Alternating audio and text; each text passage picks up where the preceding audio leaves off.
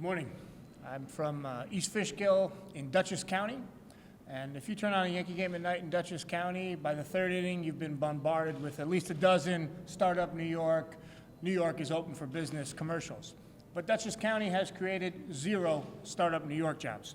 The following counties have created 0 startup New York jobs: Greene County, Columbia County, Orange County, Sullivan County, Delaware County, Rockland County, Westchester County, Bronx County, New York County, Richmond County, and Queens County.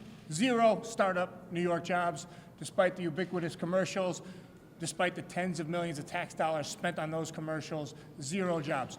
In fact, from Albany to Brooklyn, startup New York's successes are 44 jobs pledged from Albany to Brooklyn over the next 5 years. Those are the return on investment that we've gotten so far. It's quite incredible. This is a town where cronyism is a major problem. You can ask the U.S. Attorney, he'll tell you that.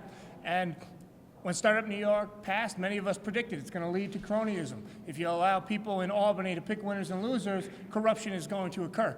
And we know right here in this city, some of the Startup New York designated properties connected with SUNY Albany have gone to SUNY Albany insiders.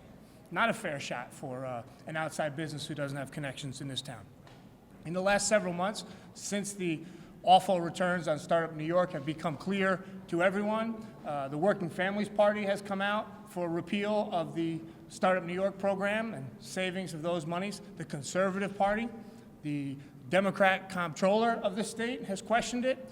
Newspaper reporters have questioned it. And one reporter from Cranes, New York, Greg David, realized Startup New York isn't a new, innovative, bold program as the governor advertised it as 2 years ago. It's actually a rehashed, failed 1990s Clinton-era policy of empowerment zones that were run by HUD with Andrew Cuomo at the helm that led to cronyism, became a patronage mill, and did very little to create jobs. So we've learned our lessons here in New York. We should have learned them at the federal level. There's bipartisan opposition.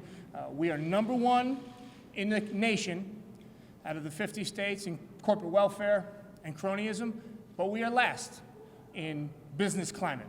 We spend 5 times more on corporate welfare programs like Startup New York than any other state, yet our unemployment rate is higher than the national average, and our growth rate is slower than the national average. If those aren't reasons to repeal this program and put those savings into across-the-board tax cuts, I don't know what is. Thank you.